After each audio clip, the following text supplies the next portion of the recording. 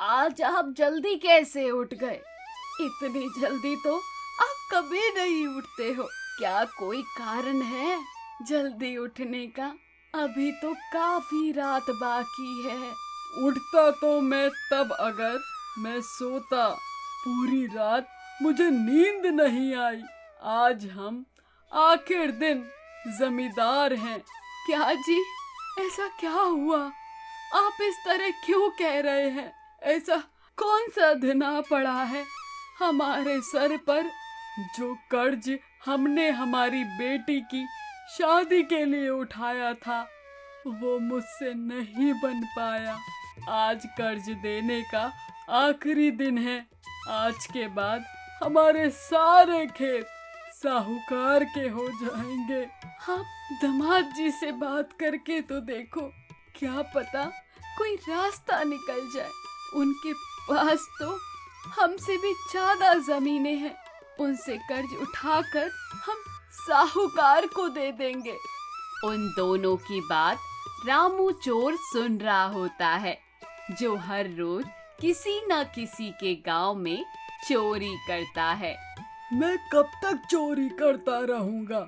आज चोरी में अच्छा धन हाथ लगा है। क्यों न मैं इन भोले भाले लोगों का प्रयोग करके अच्छा पैसा कमाऊं, ताकि मुझे हर रोज चोरी न करनी पड़े। कल को बुढ़ापा आने पर मैं क्या करूंगा? मैं तो बिल्कुल अकेला हूँ। ये सोचकर वह साधु का भेष बदलकर किसान के पास उसके खेतों में चला जाता है। वहाँ पर किसान दुखी हृदय से बैठा होता है। अरे बस, आप इतने दुखी क्यों हो? गुरुदेव, मेरा सब कुछ खत्म हो गया। ये जो आप खेत देख रहे हो, इनका मैं आज आखिरी दिन का मालिक हूँ।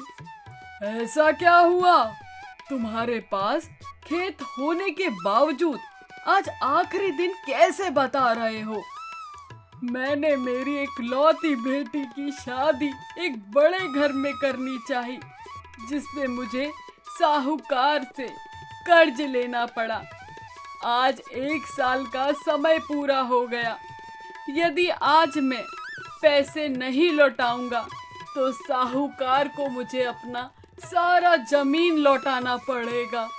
अरे अरे बस, तुम दुखी मत हो।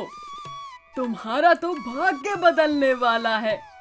तुम्हारे घर के आगे जो पेड़ है वो तुम्हारा भाग्य बदलेगा। मेरे घर का पेड़ मेरा भाग्य कैसे बदल सकता है गुरुदेव? यदि पेड़ ही मेरा भाग्य बदलने वाला होता तो मेरी जमीन मेरे पास होती। तुम प्रसन्न हृदय से अपने घर जाओ। आज सूर्य अस्त होने से पहले तुम अपने घर के पेड़ के नीचे एक गड्ढा खोदना। वह तुम्हारा सारा कष्ट दूर कर देगा।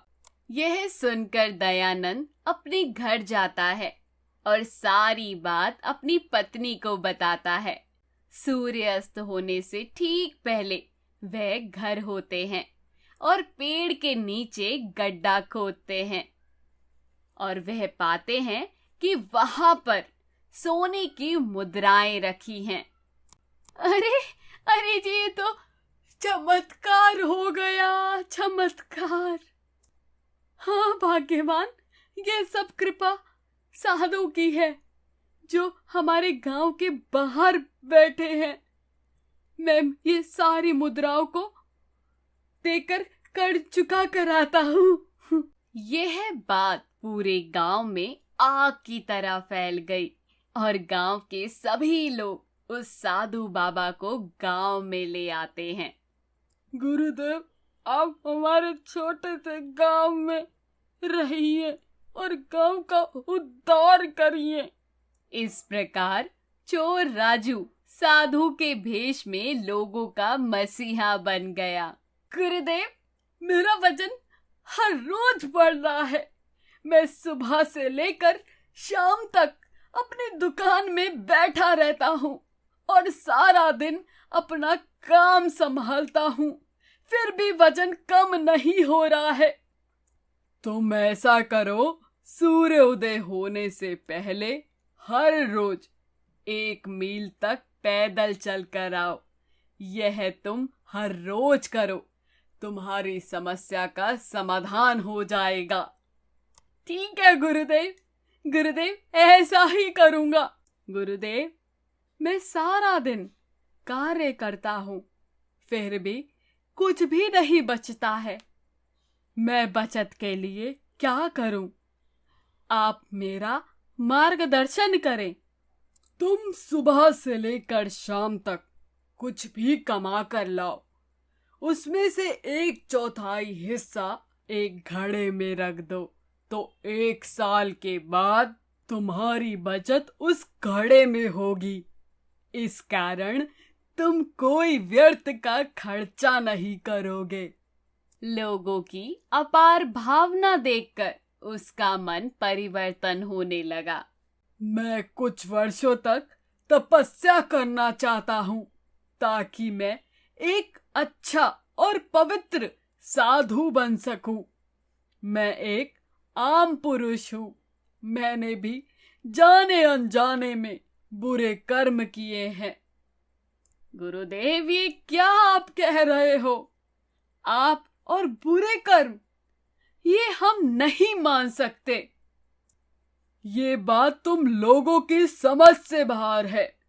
मैं चाहता हूं मेरे पास जो भी धन आया है उसे तुम गांव के विकास कार्यों में लगाओ, ताकि तुम्हारा गांव का भला हो सके। ठीक है गुरुदेव, इन पैसों से हम गांव में स्कूल और अस्पताल का निर्माण करवाएंगे।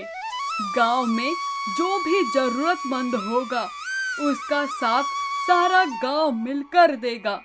परंतु आप कब तक लौटेंगे, ये तो भगवान ही जानता है। इस तरह रामू अपने सारे बुरे कामों को छोड़कर तपस्या के लिए नीलगिरी पहाड़ियों पर चला जाता है और वहां रामू कुछ वर्षों तक घोर तपस्या करने लगता है, जिससे उसे साधु का ज्ञान प्राप्त हो जाता है। इस प्रकार एक चोर सच्ची तपस्या से धार्मिक साधु बन जाता है।